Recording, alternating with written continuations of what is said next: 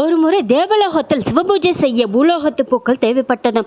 தேவக்கன்னியர் இருவர் இங்கு பூக்கள் பறிப்பதற்காக வந்துள்ளனர். இங்குள்ள சிவலிங்கத்தை கண்டு பக்தியால் மூழ்கினார்கள். மலர்களை தொடுக்காமல் இங்கேயே தங்கிவிட்டனர். தேவக்கன்னியர்களை காணாததால் இந்திரன் இவர்களை அழைத்து வர காமதேனுவை அனுப்பினார். பூலோகம் வந்த காமதேனு தேவக்கன்னியர் செய்யும் பூஜையைக் கண்டு தானும் ஈசன்பால் ஈர்த்து பால் அபிஷேகம் செய்து இங்கேயே தங்கிவிட்டதாம். மீண்டும் இவர்களை அழைத்து வர தேவேந்திரனுடைய ஐராவதம் வந்தன.